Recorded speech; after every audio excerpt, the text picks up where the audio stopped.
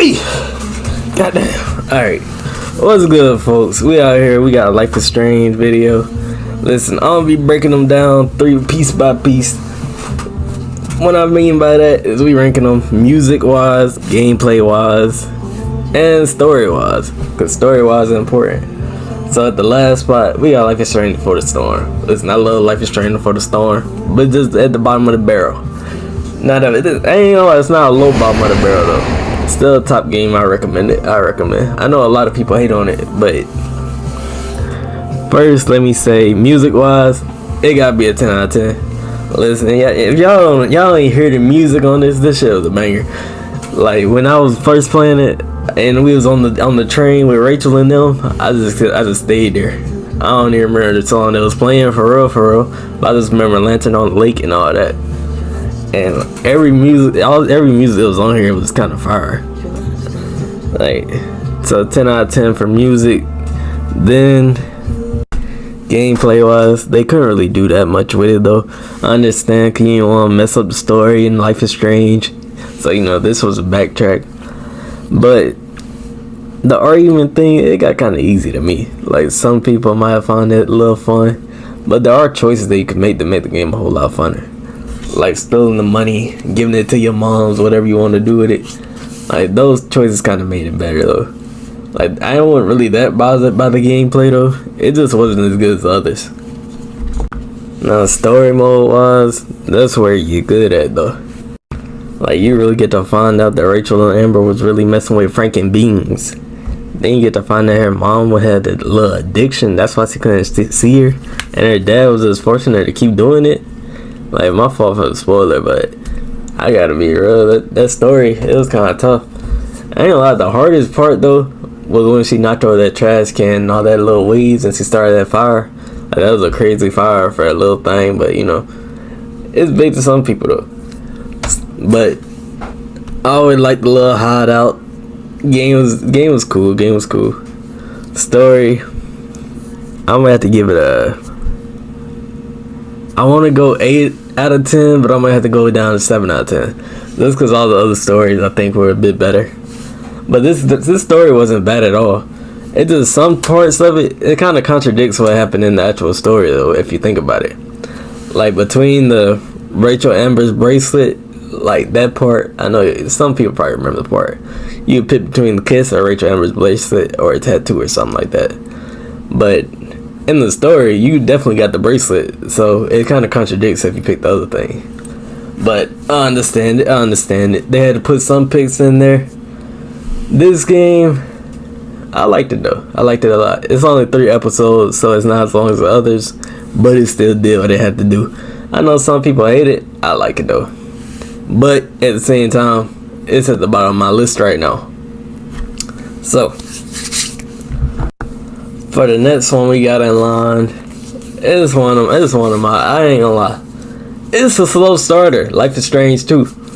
It starts off really slow though. That's the only thing I don't like about it. But it got like some action. Daniel got the powers. He got telekinesis. I know some people don't like it because it gets real political, but I didn't like it. It didn't bother me. I liked it a lot. Listen, Daniel Diaz, Sean Diaz. Listen, some people think Daniel a little turd. Like, Daniel not that bad if you give him the Choco bar. I think it's called Choco Crisp, something. But if you give him that, I promise you, he gonna act cool the entire time. If you don't give him that, that boy gonna get on your nerves. That man gonna make you want to bang your head on the wall. Other than that, he could be cool. Like, depending on what you say to him, he might become a little brat.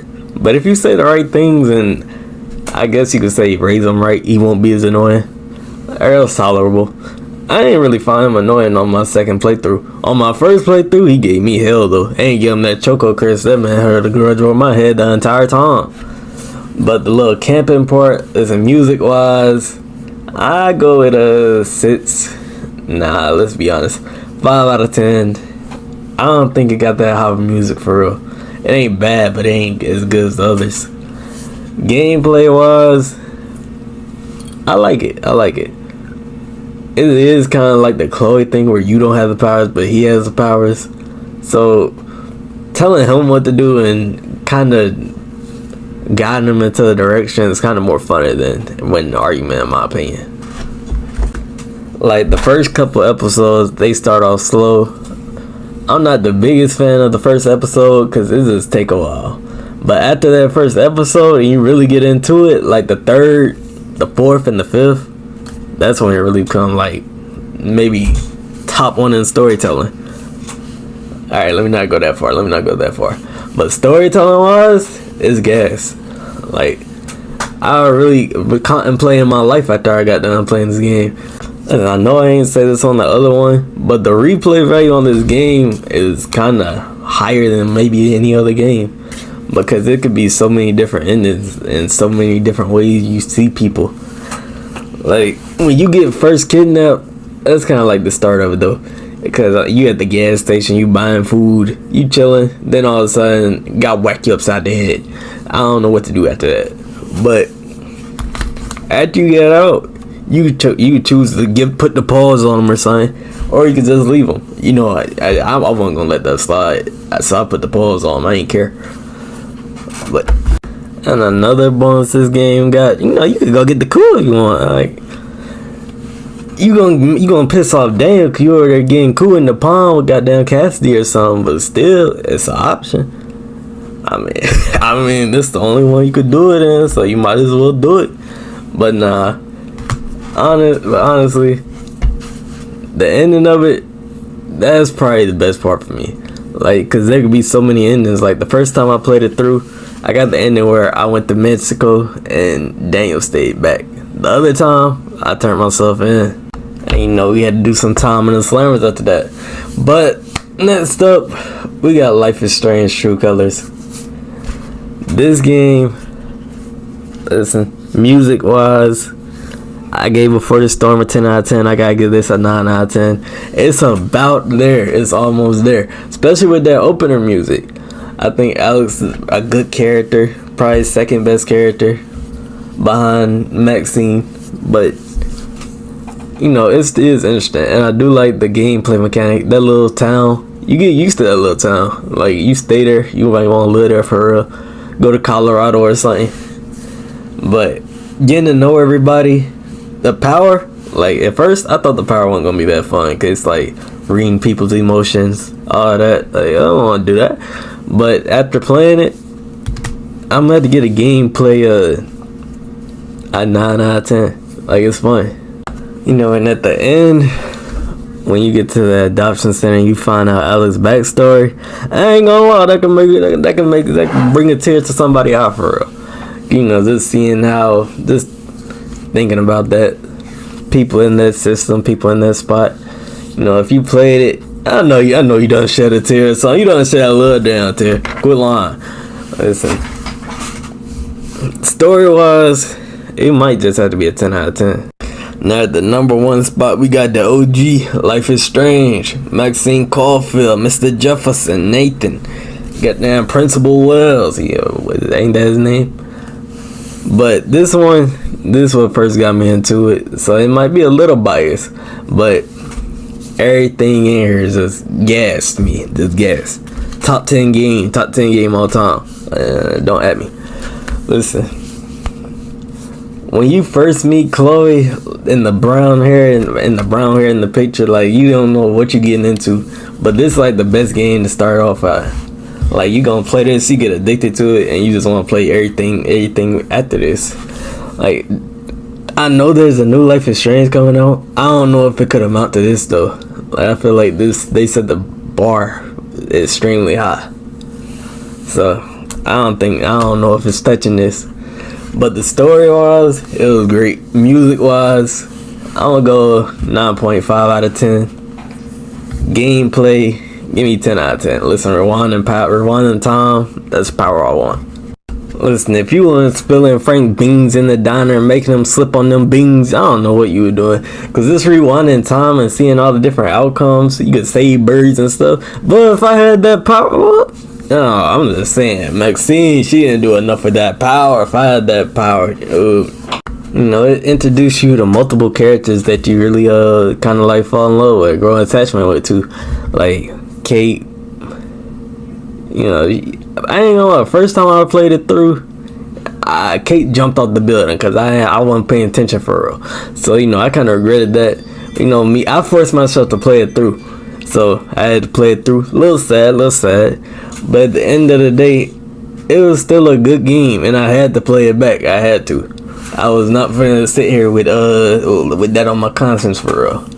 But that being said, it has some replay value too. And at the end, they give you the toughest choice of them all, Chloe or Oregon. Like, listen, when I be playing these games, I be trying to think as logically as possible. So I was like, the whole state of Oregon, ooh, like, probably got some kids down there. So I'm not doing that. I'm cool off that. So Chloe died at my story. I'm sorry, I couldn't do it. Like, I wasn't taking out a whole state for one person, man. I'm sorry. I was thinking logically. That's usually why I be listen. I be getting some bad endings sometimes because I use too much logic, man. But Jefferson, nasty. Ooh, I can't stand it. I can't stand to look at him. But I ain't gonna lie, I do like the educational purpose of this, though. We all know about the Robert Capa, the Daniel daguerreotypes and all that. It's actually reminded me of some of my classes when I was in the art school. Listen, I wasn't in no art, but I was in art. But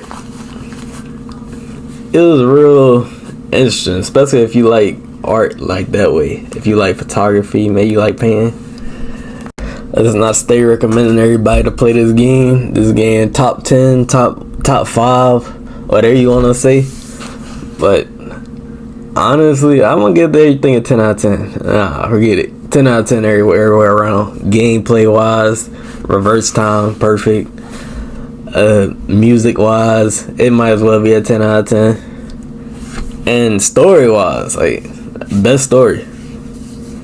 Like, the only clean close to this might be Life is Strange 2 and Before the Storm. Listen, all of them good. I ain't even gonna lie, all of them good. But this one just stand out among the best. The Nathan, like, when you get to beat him down or something. Like, David Madsen, when I first played this, I really thought David Madsen was like a terrible person. Like, cause he was being a little weird, I ain't gonna lie. That man was doing all this and that. So what was I supposed to think? And Jefferson, the slime ball, if you know, that man need help. He rocked with Diddy and them, so I'm not even worried about that man.